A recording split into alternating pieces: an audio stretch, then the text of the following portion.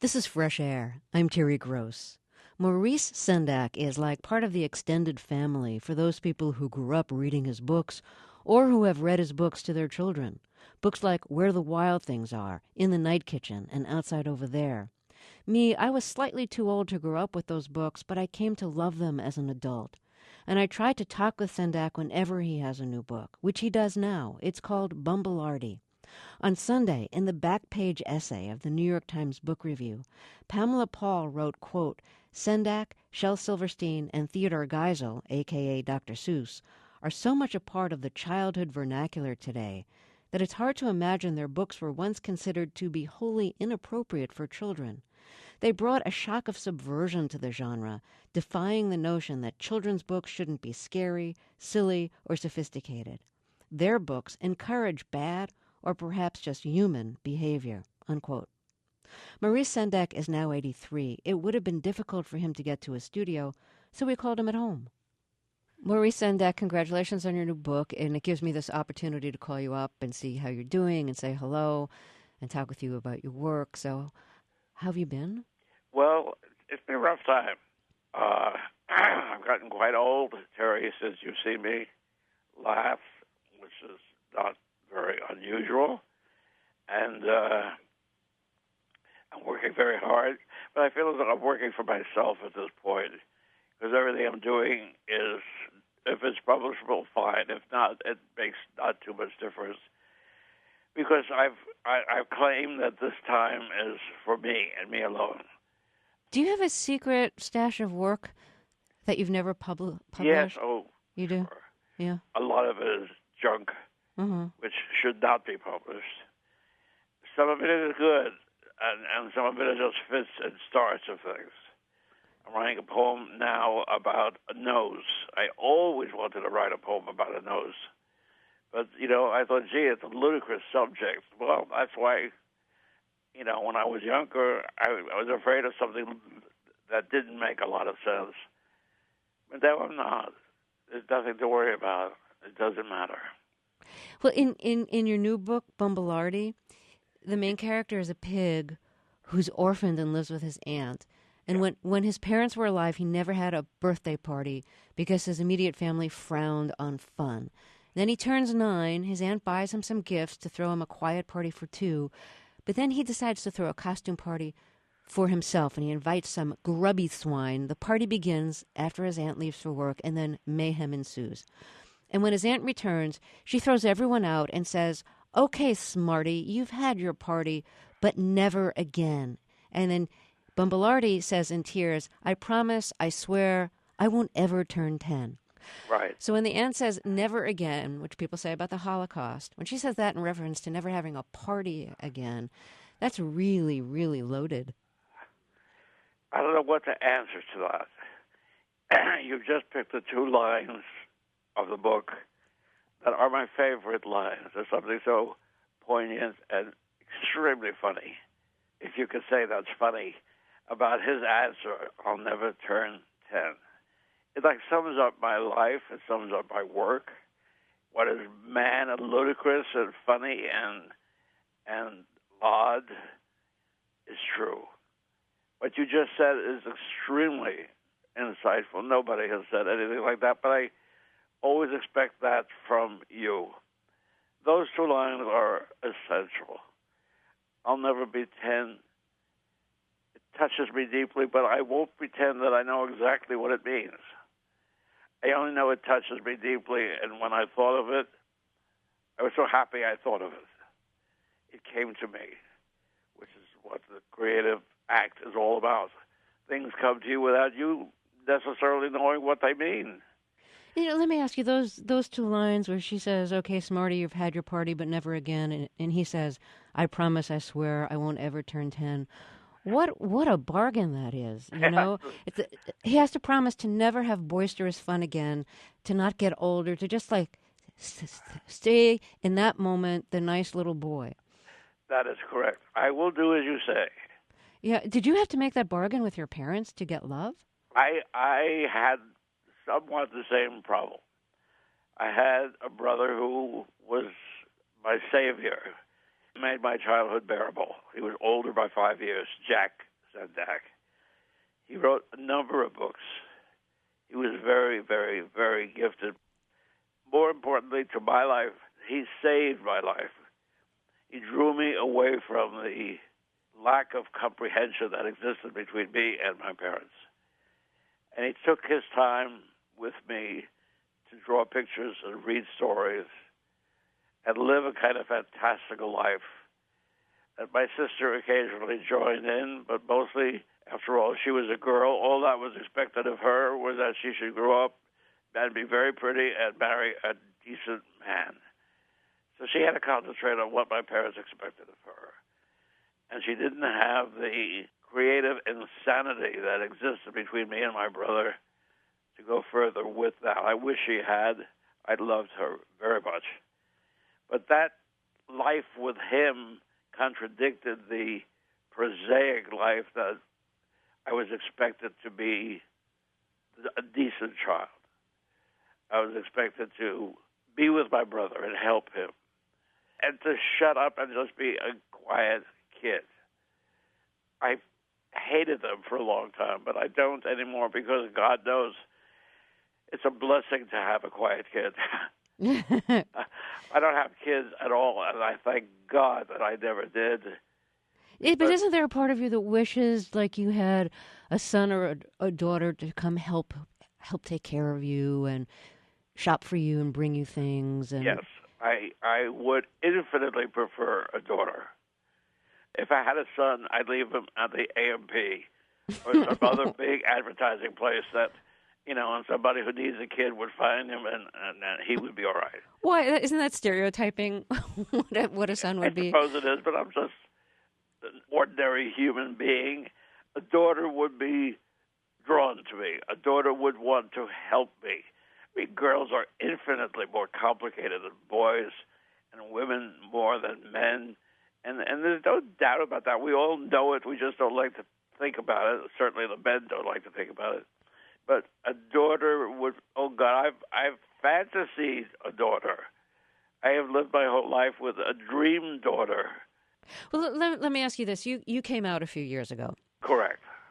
If you were able to be out in a period like we live in today, where it's socially acceptable in lots of circles to be gay and have children, it's so much easier to be gay and have children now. Would you have had a child? No. But you just said that you fantasized all your life about having a daughter. But fantasized. Okay. There's too much hard work involved. Uh-huh. And I am devoted to being an artist and a person who reads books for the rest of my life, however long I have.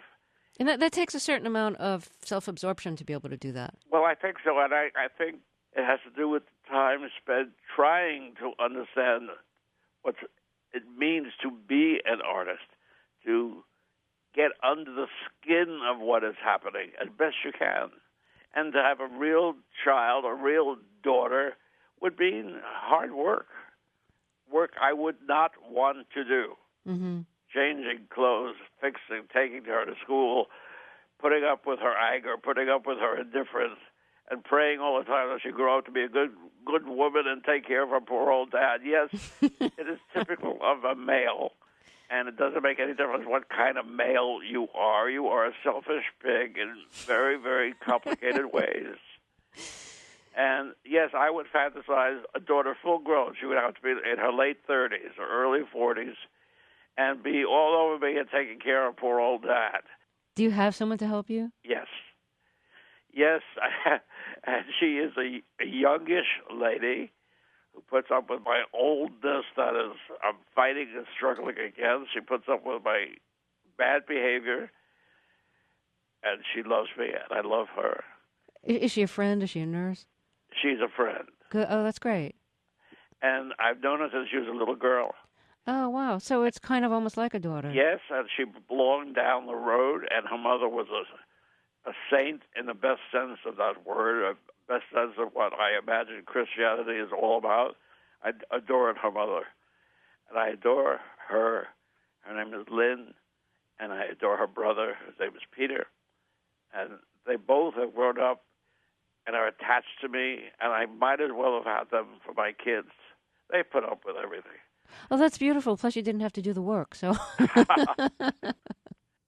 we've talked before about how you've been in therapy, and your late partner, who died in 2007. You were together for about 50 years. Do I Oh, have that about right? 50 years, yeah. Yeah, and he was a psychoanalyst, right? He was a psychoanalyst. Okay, so here's the thing: like when you're in therapy, you have to decide if you're going to tell your spouse or your friends or your family about things that happened in those sessions, things you learned about yourself, things you said about other people, or not. You know, whether you can confide in people about that or not. So since your partner was a psychoanalyst, did you talk to him about your therapy sessions? About my therapy Yeah. with him, no. No, it just seemed like, why? I don't know why. I don't know why. It just seemed inauthentic and incorrect to burden him with that. My therapy just went on forever. My being gay was something of not great interest to me. You just have to believe that. And the person I lived with, we lived together for all those years so that we could make trips to our favorite places in Europe, so that we could read our favorite books, so that we could, and this is most important, we could listen to music. Now, I couldn't deal with 9/11 the other day. I just couldn't bear it. With But the 10th anniversary of 9/11? yes, Mm-hmm. yes. But that evening of 9/11, they conducted Mahler's Second Symphony, the Resurrection Symphony, which has never been a great favorite of mine, but Mahler is a great favorite of mine. And I sat there and cried like a baby, listening to the music. It got through the way the whole day had not gotten through to me. I just couldn't deal with the whole situation. But sitting there and listening to music that was written almost now 100 years ago, it had nothing to do with 9/11, except it had to do with the life and death of human beings, which takes me back, for some reason, to Bumbelardi's. I won't turn 10. The fragility of life, the irrationality of life, the comedy of life. My tears flow because two great friends died close together, a husband and a wife, who meant everything to me, and I'm having to deal with that. And it's very, very hard. Did they die very recently? Yes. She died 2 months ago, and he died the day before yesterday, and I was, except for his son, the last person to speak with him. He was my publisher, and I loved him, and I loved her. Are you at the point where you feel like you've outlived a lot of people who you've Yes, loved? of course. And since I don't believe in another world, in another life, then this is it. And when they die, they're out of my life. They're gone forever. Blank. And I'm not afraid of death. And I begin to, as maybe a good many elderly people do, who knows. When I did Bumbelardi, I was so intensely aware of death. Eugene, my friend and my partner, was dying here in the house while I did Bumbelardi. And I did Bumbelardi to save myself. I did not want to die with him. I wanted to live, as any human being does. But there's no question that the book was affected by what was going on here in the house. We've talked before about how, you know, you're Jewish, but you're very secular. You don't believe in God. You don't. No, I don't. Yeah, and I think having friends who die, getting older, getting closer toward the end of life, tests people's faith, and it also tests people's atheism. It sounds like your atheism is staying strong. Is what? Staying strong. Yes. I'm not unhappy about becoming old. I'm not unhappy about what must be. It makes me cry only when I see my friends go before me and life is emptied. I don't believe in an afterlife, but I still fully expect to see my brother again. And it's like a dream life. I am reading a biography of Samuel Palmer, which was written by a woman in England. I can't remember her name. And it's sort of how I feel now when he was just beginning to gain his strength as a creative man and beginning to see nature. But he believed in God, you see, and he believed in heaven, and he believed in hell. Goodness gracious, that must have made life much easier. It's harder for us non-believers, but, you know, there's something I'm finding out as I'm aging, that I am in love with the world. And I look right now, as we speak together, out my window in my studio, and I see my trees, my beautiful, beautiful maples that are hundreds of years old. They're beautiful. And you see, I can see how beautiful they are. I can take time to see how beautiful they are. It is a blessing to get old. It is a blessing to find the time to do the things, to read the books, to listen to the music. You know, I don't think I'm rationalizing anything. I really don't, since this is all inevitable and I have no control over it. Bumbelardi was a combination of the deepest pain and the wondrous feeling of coming into my own. And it took a long time. It took a very long time, but it's genuine, unless I'm crazy. I could be crazy, and you could be talking to a crazy person. I don't think so. I don't know anymore, and I don't care. What are your physical restrictions like? Can you walk okay? Can you get around? No, I can't walk okay. I'd love to walk. That's why I've been doing that since the 70s when I had my first coronary. I had heart trouble, and I've had very bad time after Eugene died, and I was very sick, and I thought I would die, and came back to do Bumbelardi, and I have nothing but praise now, really, for my life. I'm not unhappy. Mm-hmm. I cry a lot because I miss people. I cry a lot because they die, and I can't stop them. They leave me, and I love them more. And I'm in a very soft mood, as you can gather, mm-hmm. because new people have died. Yeah. They were not that old.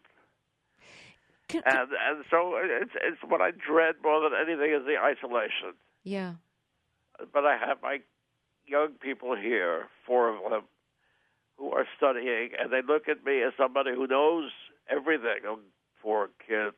If they only knew how little I know, but obviously I give off something that they trust because they're all intelligent.